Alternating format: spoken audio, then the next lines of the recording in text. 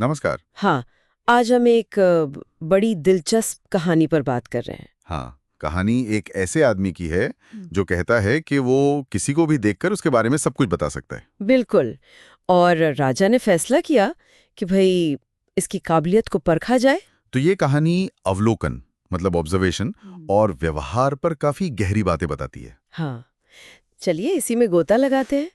तो सबसे पहले राजा ने क्या किया, उसे अस्तबल भेजा। हाँ, उसे घोड़ों के अस्तबल का इंचार्ज बना दिया और फिर राजा ने पूछा अपने सबसे कीमती घोड़े के बारे में। और उस आदमी का जवाब, उसने क्या कहा?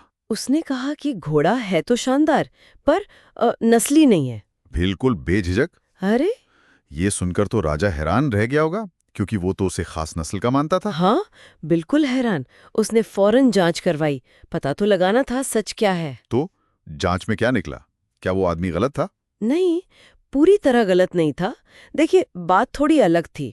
घोड़ा था तो अच्छी नस्ल का ही। अच्छा।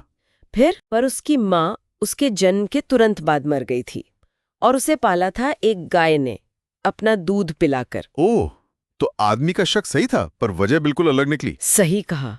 वजह तो किसी ने सोची भी नहीं होगी। लेकिन कमाल की बात यह है कि उसने सिर्फ देखकर ये सब जाना कैसे? क्या तरीका था उसका? उसने बताया कि उसने गौर किया कि घोड़ा घास कैसे खाता है। घास कैसे खाता है? हाँ, वो गाय की तरह सिर नीचे झुकाकर चल रहा था, जबकि जो असली नस्ली घोड़े होते हैं वो घास मुंह में लेकर सिर ऊपर उठाते हैं। अरे वाह, मतलब इतनी छोटी सी आदत से उसने पकड़ लिया। बिल्कुल। ये दिखाता है कि परवरिश का असर कितना गहरा होता है।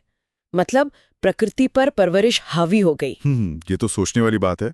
राजा जरूर खुश हुआ होगा उसकी इस परख से। बहुत खुश हुआ। उसे इनाम में अनाज, घी, मुर्गे, बकरियां ये सब दिया और फिर उसे रानी के महल में तैनात कर दिया। अच्छा, अब अगला पड़ाव रानी का महल। यहाँ तो चुनौती और बड़ी हो गई होगी। हाँ, बिल्कुल। कुछ दिन बीते तो राजा ने उससे रानी के बारे में राय मांगी। और इस बार उसने क्या कहा? इस बार उसने कहा, रानी साहिबा के तौर तरीके तो एकदम रानियों वाले हैं, पर वो पैदाइशी रानी नहीं है। क्या बात कर रहे हैं, ये तो पहले से भी बड़ा दावा था। राजा का क्या रिएक्शन था इस पर? राजा तो एकदम सन्न रह गया। उसे यकीन ही नहीं हुआ। लेकिन फिर उसने सोचा, सच जानना जरूरी है। तो उसने अपनी सास से पूछा होगा। हाँ, सीधे अपनी सास के पास गया और सास ने जो बताया वो चौंकाने वाला था। क्या बताया?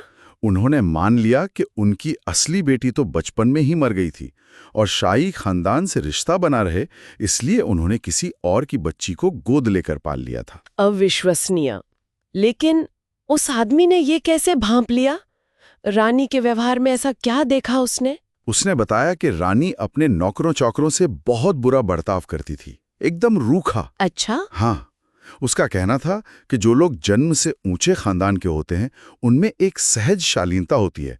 वो दूसरों से, खासकर अपने से नीचे वालों से तमीज से पेश आते हैं। मतलब रानी का बर्ताव उसकी असलियत बता रहा था, बाहरी दिखावे के बावजूद। बिल्कुल। सीखी हुई नजाकत असल स्वभाव को छुपा नहीं पाई। राजा तो फिर से दंग रह गया होगा। फिर इनाम दिया।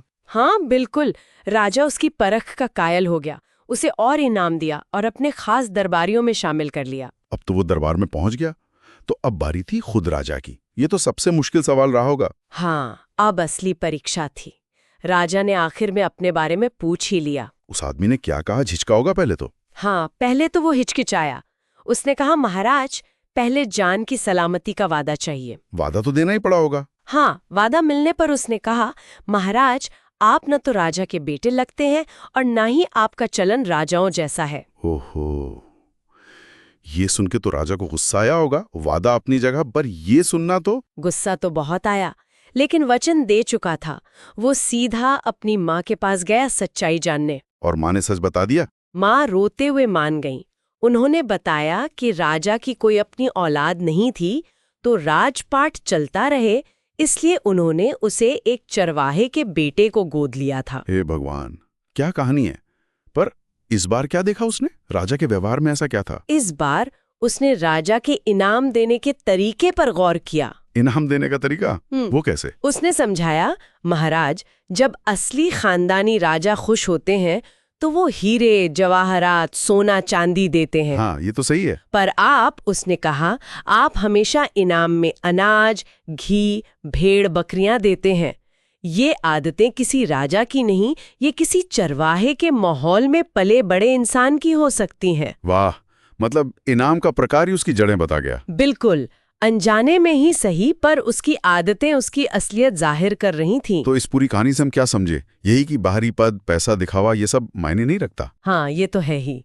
पर उससे भी गहरी बात ये है कि इंसान की असली पहचान उसके बड़े बड़े दावों या कामों से नहीं, बल्कि रोजमर्रा की छोटी छोटी आदतों, उसके व्यवहार से होती है। सही कहा, वो अनजाने में किए गए काम, वो छोटी बातें शायद हमारी असलियत ज्यादा बताती हैं। बिल्कुल, ये हमारी परवरिश, हमारे संस्कारों का आईना होती हैं, जिन्हें छुपाना बहुत मुश्किल है। तो ये कहानी हमें सोचने पर मजबूर करती है कि क्या हमारे अपने रोजमर्रा के व्यवहार, हमारी छोटी छोटी आदतें कहीं हमारी भी कोई अनकही कहानी तो नहीं बता रही? हाँ, एक ऐसा सवाल जिसके बारे में हम सबको सोचना चाहिए।